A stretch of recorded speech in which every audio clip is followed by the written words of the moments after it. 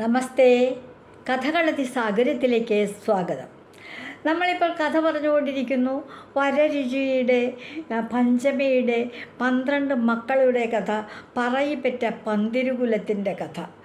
ആ കഥ അഗ്നിഗോത്രിയാണ് മൂത്ത മകൻ, മേപ്പത്തൂർ അഗ്നിഗോത്രി.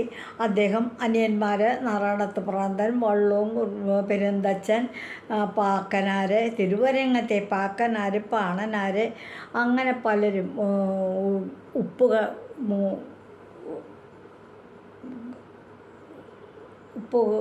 ഉപ്പുകണ്ടൻ, അങ്ങനെ ഉള്ള ഓരോവരെയും പറഞ്ഞ് കാരക്കലമ്മ എല്ലാം കഴിഞ്ഞ് 11 മക്കളെയും പരാമർശിച്ചു കഴിഞ്ഞു. 12ാമതും പഞ്ചമി പ്രസവിച്ചു. ഒരു സൽപുത്രൻ തന്നെ. ആ കുട്ടിക്ക് പതിവ് പോലെ ആ തവണ പഞ്ചമിക്ക് തോന്നി, 11 മക്കളെയും ഞാൻ ഈ മഹാബ്രാഹ്മണനായ എൻ്റെ ഭർത്താവായ വരരുചിയുടെ വാക്ക് കേട്ട് വാ കീറിയിട്ടുണ്ടോ എന്നുള്ള ചോദ്യത്തിന് സത്യസന്ധമായിട്ട് ഉണ്ട് എന്ന് പറയും. ഉണ്ട് എന്ന് പറഞ്ഞാൽ വാ കീറിയവൻ തന്നെ ഇരയും കൽപ്പിക്കും എന്ന് പറഞ്ഞ് അവിടെ കിടത്തിയേക്കൂ, കുട്ടി വളർന്നോളും എന്ന് പറഞ്ഞ് 11 പേരെയും ഉപേക്ഷിച്ചു പോയി. 12ാമത്തെ ഈ മകനെ എന്തെന്നില്ലാത്ത ഒരു മോഹത്താൽ പഞ്ചമി എന്തു പറഞ്ഞു, ഞാനിപ്പോൾ ഇദ്ദേഹത്തോടൊരു നുണ അങ്ങോട്ട് പറയാൻ പോവാം എന്ന് തീരുമാനിച്ച് 12ാമത്തെ പുത്രനെ വായക്കീറിയിട്ടുണ്ടോ എന്നുള്ള ചോദ്യത്തിന് മറുപടിയായിട്ട് വായില്ല എന്നങ്ങോട്ട് പറഞ്ഞു. വരരുചി പറഞ്ഞു, വായില്ലേ? ഇല്ല, എന്നാൽ അവനെ കയ്യിലെടുത്തോളൂ എന്ന് പറഞ്ഞു. കയ്യിലെടുത്തപ്പോൾ പഞ്ചമിക്ക് സന്തോഷമായി. ഈ ഒരു മകനെങ്കിലും തനിക്ക് ഓമനിക്കാമല്ലോ, തനിക്ക് മുലപ്പാൽ ഊട്ടാമല്ലോ, തൻ്റെ കൂടെ കൊണ്ടു നടക്കാമല്ലോ, അവൻ്റെ വളർച്ച തനിക്ക് കണ്ട് ആസ്വദിക്കാമല്ലോ എന്നൊക്കെ കരുതി 12ാമത്തെ മകനെയും കയ്യിലെടുത്തു. കുറേ ദൂരം കഴിഞ്ഞപ്പോൾ പഞ്ചമിക്ക് തൻ്റെ കുഞ്ഞിനെ മുലപ്പാലൂട്ടാനുള്ള അത്യധികമായ സന്തോഷത്തോടെ ആ കുഞ്ഞിൻ്റെ മുഖത്തേക്ക് നോക്കിയപ്പോഴല്ലേ പഞ്ചമി അന്തം വിട്ടുപോയി. കുഞ്ഞിന് വായില്ല. പ്രസവിച്ചപ്പോൾ പഞ്ചമി കണ്ടതായിരുന്നു, അമ്മ കണ്ടതായിരുന്നു, തൻ്റെ കുഞ്ഞിന് വായുണ്ടായിരുന്നു. കുഞ്ഞ് ഉറക്കെ കരഞ്ഞതാണ്. നൂണ പറഞ്ഞു വരരുചിയോട് വായില്ലാന്ന്. കുട്ടിയെ കൂടെ കൂട്ടാലോ എന്ന് കരുതിയിട്ട്. സംഗതിയൊക്കെ ശരിയായി. വായില്ല എന്ന് പറഞ്ഞപ്പോൾ കയ്യിലെടുത്തോളാൻ പറഞ്ഞു. കയ്യിലെടുത്തു. പക്ഷേ പിന്നീട് കുഞ്ഞിന് മുലപ്പാൽ കൊടുക്കാനായിട്ട് നോക്കിയപ്പോൾ കുഞ്ഞിനെ വായില്ല. അയ്യോ എന്ന് പറഞ്ഞു. എന്താ പഞ്ചമി? കരച്ചിലോടെ പറഞ്ഞു. കുഞ്ഞിന് വായില്ലല്ലോ. അതിനെന്താ, ഇല്ലെന്നല്ലേ നീ പറഞ്ഞത്? അല്ല, പഞ്ചമി തൻ്റെ തെറ്റ് സമ്മതിച്ചു. വായുണ്ടായിരുന്നു. തൻ്റെ ഒരു കുഞ്ഞിനെ വളർത്താനുള്ള തൻ്റെ അത്യധികമായ ആഗ്രഹം കൊണ്ട് വായില്ല എന്ന് പറഞ്ഞതാണ് എന്ന് പറഞ്ഞു. അത് പറഞ്ഞപ്പോൾ അപ്പോൾ തന്നെ കുഞ്ഞിനുണ്ടായിരുന്ന വായ അങ്ങോട്ട് ഇല്ലാണ്ടായി. അതാണ് സംഭവിച്ചത്.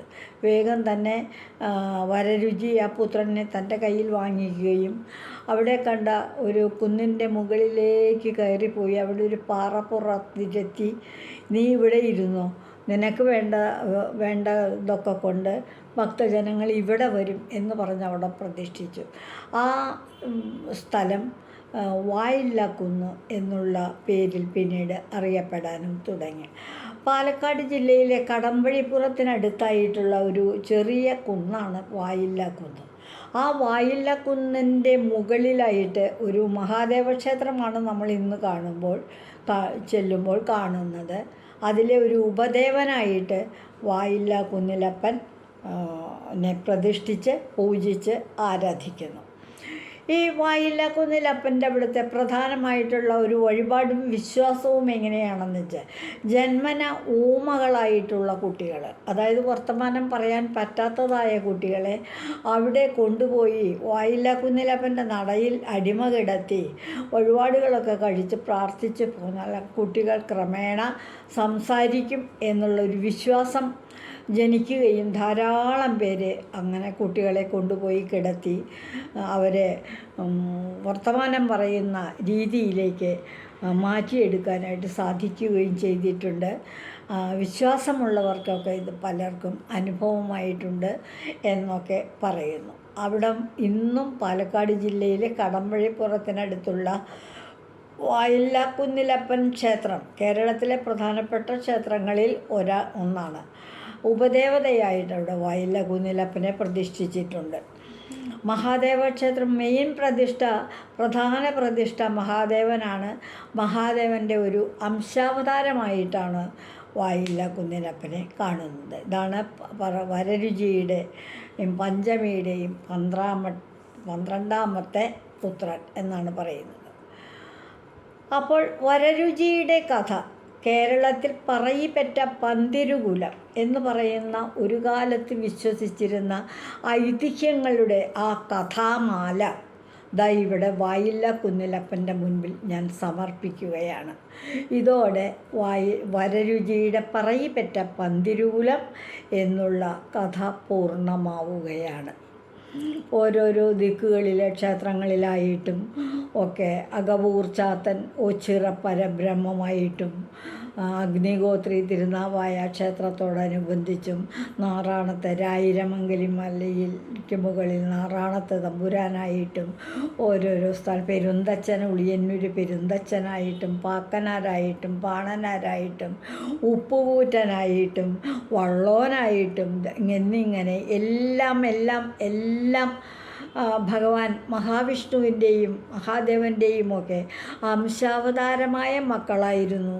അവരെല്ലാവരും ആണ്ടിലൊരിക്കൽ അഗ്നിഹോത്രിയുടെ ഇല്ലത്ത് ശ്രാദ്ധമൂട്ടത്തിന് അച്ഛനമ്മമാരുടെ ശ്രാദ്ധമൂട്ടത്തിന് ഒത്തുകൂടാറുണ്ട് എന്നൊക്കെയുള്ള ഒരൈതിഹ്യം. ഇതിൽ നിന്നും നമ്മൾ മനസ്സിലാക്കേണ്ടത് ജാതി വ്യവസ്ഥ എന്ന് പറയുന്ന ഒന്ന് സങ്കല്പം മാത്രമാണ്. വളരുന്നൊരു സാഹചര്യം ഏതാണോ അതിനനുസരിച്ചിട്ടാണ് ജാതിയും മതവും എല്ലാം ഉണ്ടാകുന്നത്. ഇപ്പോൾ ഉപ്പുകൂറ്റൻ തന്നെ മഹമ്മദീയരെടുത്ത് വളർത്തിയതുകൊണ്ട് മഹമ്മദീയരുണ്ട്, നാറാണത്ത് തമ്പുരാനുണ്ട്, മേപ്പത്തൂർ അഗ്നിഹോത്രിയുണ്ട്, പെരുന്തച്ഛനുണ്ട്, പാണനാരുണ്ട്, പാക്കനാരുണ്ട്. അങ്ങനെ ഓരോരും വ്യത്യസ്തമായ കുലങ്ങളിൽ ജനിച്ച് വളർന്ന വ്യത്യസ്ത കുലങ്ങളിൽ സിദ്ധിയും ബുദ്ധിയുമുള്ള ഓരോ വ്യക്തിത്വങ്ങളായി മാറുന്ന ഒരു രീതിയാണ് നമ്മളിവിടെ കണ്ടത്. പറയിപ്പറ്റ പന്തിരുകുലം എന്ന് പറയുന്ന ഈ കഥാസാരം, ഐതിഹ്യസാരം 12 പേരുടെയും കഥകൾ ഞാൻ തീർച്ചയായിട്ടും പൊതുജനങ്ങളിൽ കുട്ടികളുടെ അറിവിന് വേണ്ടി സമർപ്പിക്കുകയാണ്. ആ ഒരു കഥാരത്നമാല അങ്ങനെ ഇവിടെ പൂർണ്ണമാവുകയാണ്. ഇതുവഴി വന്നാലും ഇത്തിരി നേരമിരുന്നാലും കഥകൾ കേട്ടാലും കളിയായി പറയും കഥയാണേ, കാര്യം പറയും കഥയാണേ. എല്ലാവർക്കും നന്ദി. പറയിപ്പറ്റ പന്തിരുകുലം കേരളത്തിൻ്റെ തനതായ കഥകളാണ്, ഐതിഹ്യങ്ങളാണ്. അറിയുന്നവർ വീണ്ടും വീണ്ടും കേൾക്കൂ, അറിയാത്തവർ വീണ്ടും വീണ്ടും കേൾക്കൂ. എല്ലാവർക്കും നന്ദി.